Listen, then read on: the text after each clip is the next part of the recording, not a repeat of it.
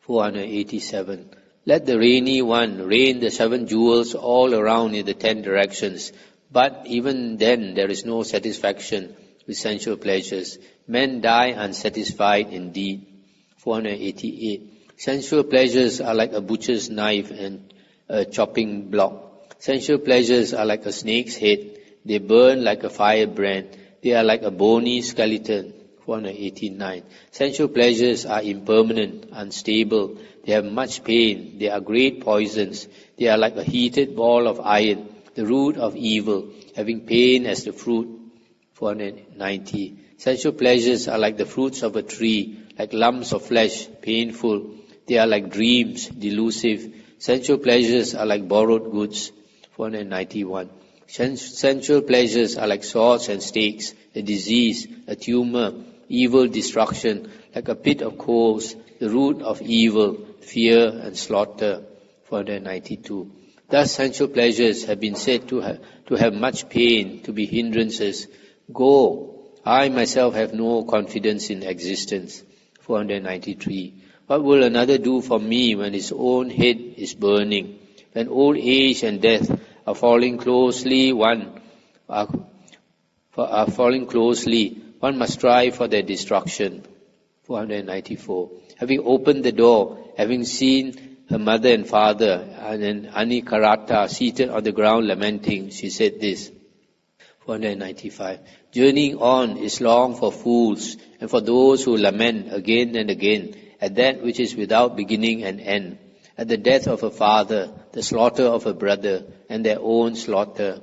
496. Remember the tears, the milk, the blood, the journeying on as being without beginning and end. Remember the heap of bones of beings who are journeying on. 497. Remember the 4 oceans compared with the tears, milk and blood.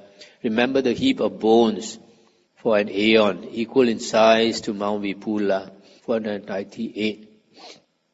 Remember the great earth, Jambudipa, compared to that which is without beginning and end for one who is journeying on. Little balls the size of jujube kernels are not equal to his mother's mothers, and etc. 499. Remember the leaves, twigs, and grass compared with his fathers, etc., as being without beginning and end. Split up into pieces 4 inches long, they are not equal to his fathers indeed. 500. Remember the blind turtle in the sea in former times, and the hole in the yoke floating there. Remember the putting on of it as a comparison with the obtaining of human birth. Now, all these are similes in the suttas. So this lady, this princess, she is very knowledgeable about suttas. 501. Remember the form of this verse of bodies, unsubstantial, like a lump of foam. See the elements of existence as impermanent. Remember the hells giving much distress. 502. Remember those filling up the cemetery again and again, in this birth and that. Remember the fears from the crocodile. Remember the 4 truths. 503. When the undying exists, what do you want with drinking the 5 bitter things? For all delights in sensual pleasure are more bitter than the 5 bitter things. 504. When the undying exists, what do you want with sensual pleasures which are burning fevers? For all delights in sensual pleasures are on fire, aglow, seething. 505. When there is non-enmity, what do you want with sensual pleasures which have much enmity? Being similar to kings, fire, thieves, water, and unfriendly people, they have much enmity. 506. When release exists, what do you want with sensual pleasures in which are slaughter and bonds? For in sensual pleasures, unwilling, people suffer the pains of slaughter and bonds. 507. A grass firebrand, when kindled, burns one who holds it and does not let go. Sensual pleasures are truly like firebrands. They burn those who do not let go. 508. Do not abandon extensive happiness for the sake of a little happiness from sensual pleasures. Do not suffer afterwards, like the Putuloma fish having swallowed the hook. 509. Willingly just control yourself among sensual pleasures. You are like a dog bound by a chain. Assuredly, sensual pleasures will treat you as hungry outcasts, treat a dog. 510. Intent upon sensual pleasures, you will suffer both unlimited pain and very many distresses of the mind. Give up unstable sensual pleasures. 511. When the unaging exists, what do you want with sensual pleasures, in which are old age and death? All birds everywhere are bound up with death and sickness. 512. This is unaging. This is undying. This is the unaging, undying state. Without grieving, without enmity, unobstructed, without stumbling, without fear, without burning. 513. This undying has been attained by many, and this is to be obtained even today by one who rightly applies himself. But it cannot be attained by one who does not strive. 514. So Sumedha spoke, not obtaining delight in the constituent elements. Conciliating Anikarata, Sumedha simply threw her hair on the ground. 515. Standing up, Anikarata with cupped hands requested her father, let Sumedha go in order to go forth. She will be one with insight into the truths of complete release. 516. Allowed to go by her father and mother, she went forth, frightened by grief and fear. The 6 supernormal powers were realized by her while still undergoing training, and also the foremost fruit was Sotapanna. 517. Marvelous, amazing was that quenching of the king's daughter, as she explained at the final time, or last moment. The karma in her former lives.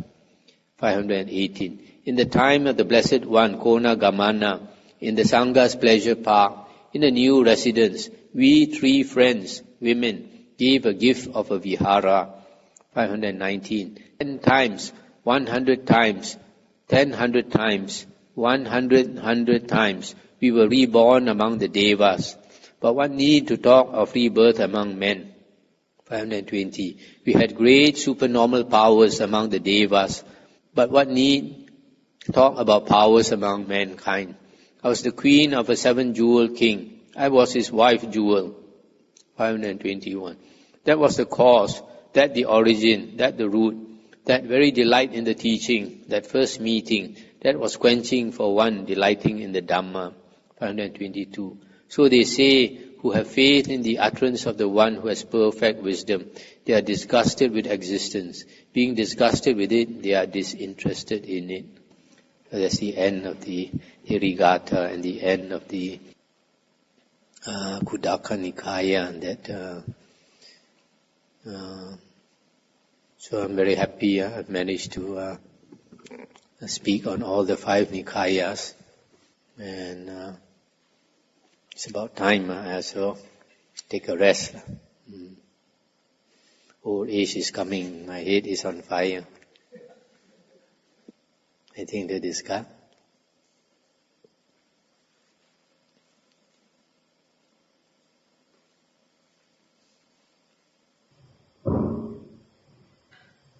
To share with us the life of nuns in Buddha's time. When we read the beginning of the Therigatha, we find that quite a few of the nuns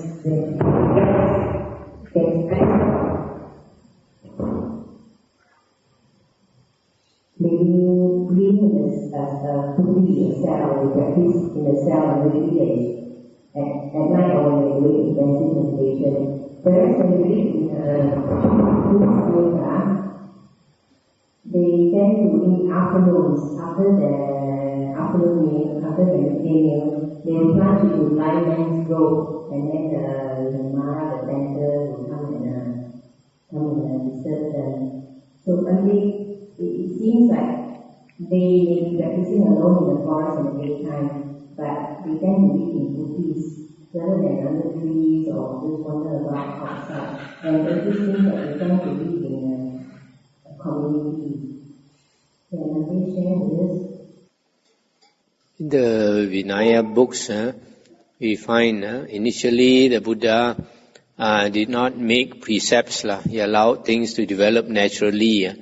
And when certain unfortunate things take place, then only the Buddha start to make the precepts. So initially, there was no precepts against women wandering alone to the forest to practice. But what happened was many of them got raped. And even if 2 of them or so, they still get raped. So the Buddha, after that, forbade women to go and practice alone. So they have to live in company. And the Buddha made the precepts quite serious precepts, like if a nun, that means a bhikkhuni, travels alone, it is breaking the Sangha Disesa precepts. When you break the Sangha Disesa precepts, it means you're halfway out of the nunhood already. You have to repent and then got to be reinstated by 20. For monks it's 20. For nuns I'm not sure, probably also 20. So it's whereas monks can travel alone.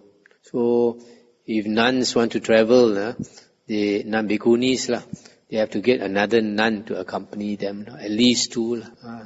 So all these developed later, and so later the nuns were only allowed to live in communities. They are not allowed to go and practice alone in the forest.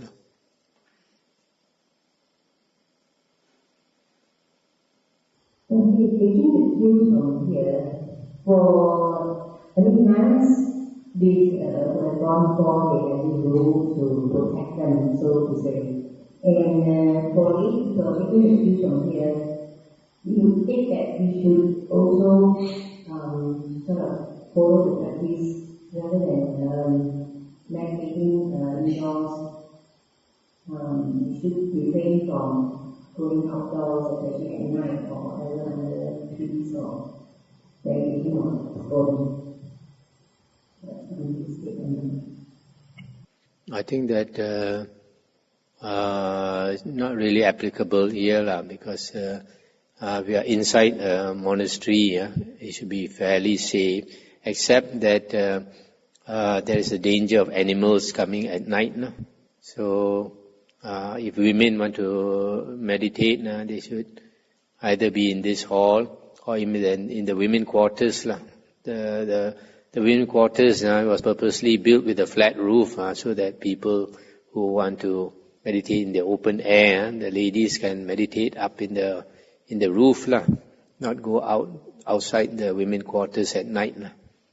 Because 2 years ago a panther came into our monastery, so at night. So we should not simply go out. We are near the forest reserve. So a lot of people, they come here, they don't know the danger. There's a lot of wild boar around also, and the wild boars are big, so big that even our dogs are afraid of them. So don't simply, in case any of you are new here, you don't know the danger, simply go out and meditate. It's not advisable. Only do it either in the hall or in the women quarters, nowhere else.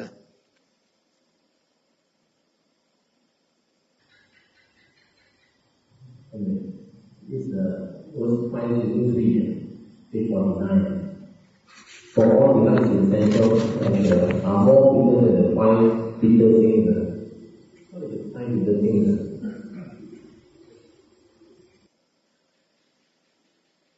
I'm not sure about the 5 bitter things, but at the bottom,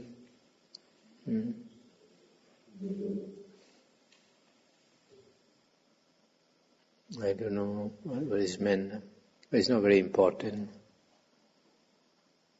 At the bottom in 505 it talks about kings, fire, thieves, water, and unfriendly people.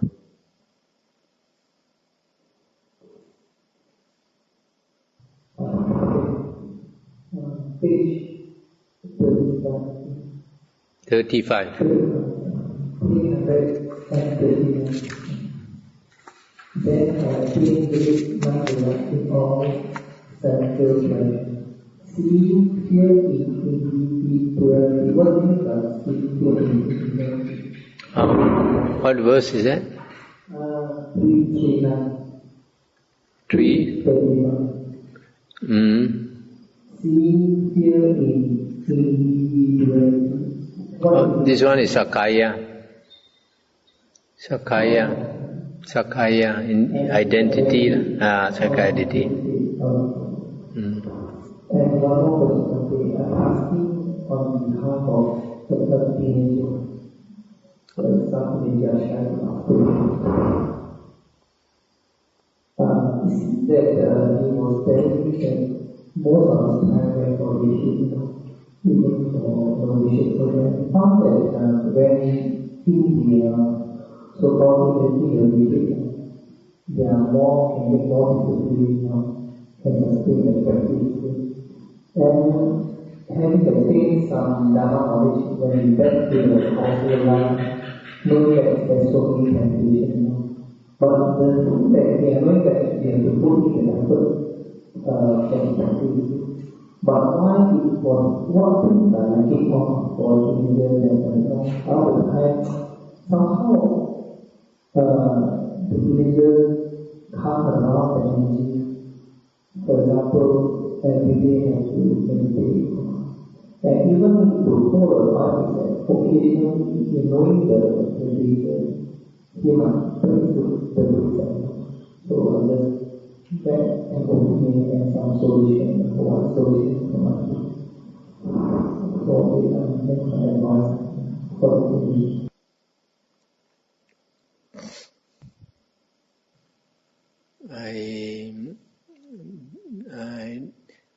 I'm not sure what you asked.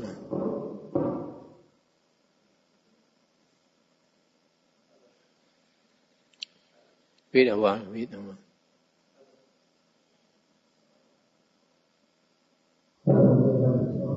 think I'm asking this question on behalf of the teenagers. How to make he himself to be more disciplined when he back to the household life. Then he was telling that when he was mentally, he can sustain the discipline by wake up early, do meditation, do something. But back home he knows that he's trying to practice, but somehow he lacks the energy. And knowing that sexual pleasure is sometimes indulge in some of it.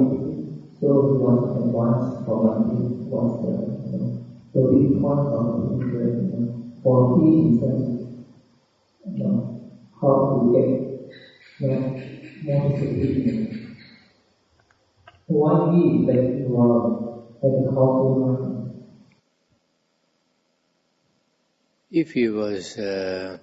If we can practice well in the household life, then what's the point of becoming a monk? What's the point of renouncing? It is very difficult to practice in the household life. That's why a person renounces. Also about the condition retreat and practicing at home is like a 100 meters dash compared with a 50-kilometer run. 100 meters dash you can run fast. But 50 kilometers run, marathon, can you run just as fast? Cannot. So that is natural. When you have a long race, like when you come for retreat, people make a lot of effort. And they think, oh, retreat is so good, I can make so much progress. But that's only for a short time. It's only for a short time. You're not able to sustain it.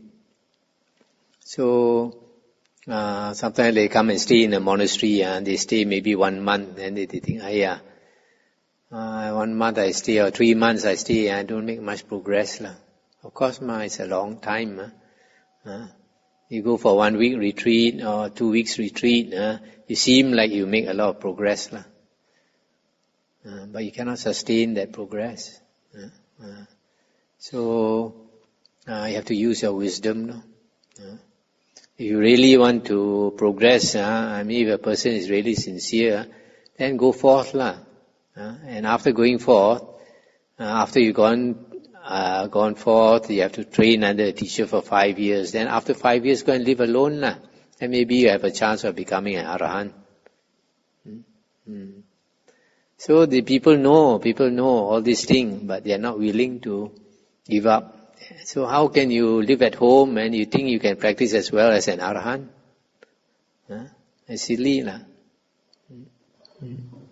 Yeah, for me, personally, maybe I also take for granted. Sometimes you go through sutta, it seems that those days many lay followers can take first jhana, second jhana, even to the extent of the jhana.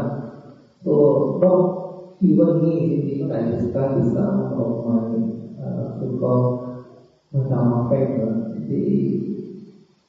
maybe there be some tuition for them to behave for going forth, so they can still practice at home or in the so-called society. Then maybe I can take first, second, or third time. I think it is quite dangerous for me personally. If you have been listening to our earlier Therigatha, you find some of the monks and even the nuns and the Therigatha, they practice for 25 years in the forest, and they still cannot get one first jhana. Yeah. So unless a person has got very good blessings from the past, that means he had already attained jhana in the past. For a layman to practice and attain jhana is quite impossible. But nowadays, of course, you get teachers who say that the pupil has got 4 jhanas and 8 jhanas and all that.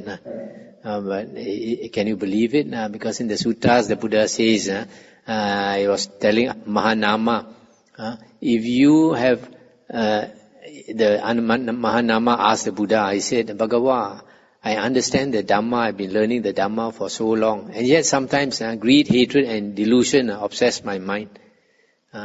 Then he asked the Buddha, is there something I have not practiced, I have not cultivated?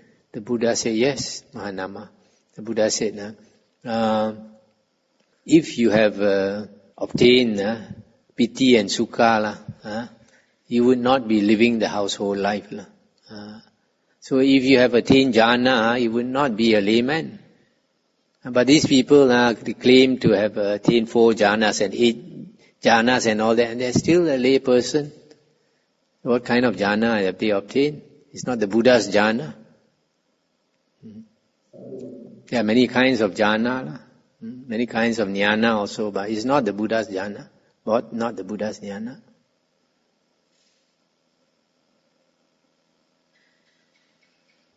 One more page 33, verses 3-1. But being without basis for the What verse? 3:1-8. 3:1-8. I, O Brahmana, having heard that Arahats doctrine without basis for the doctrine without the Dhamma, the Arahant's Dhamma, without this translation sometimes is not very good, without basis for rebirth. That means which does not give you rebirth, .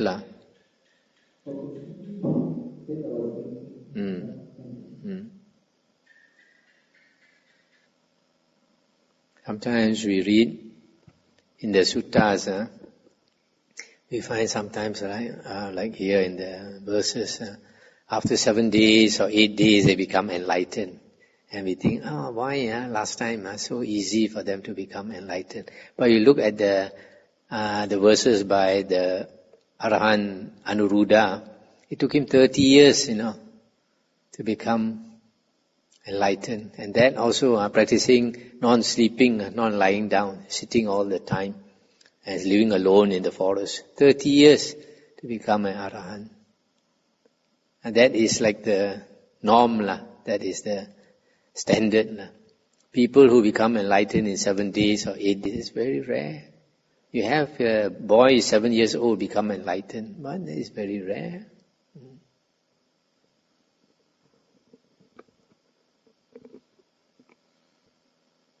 From tomorrow onwards, we will listen to the past talks. Probably tomorrow we listen to the Samyutta Nikaya, because Samyutta Nikaya is very technical, a lot of important things concerning the 37 Bodhipakya Dhamma is there. You can listen to that. If you all have questions, can discuss.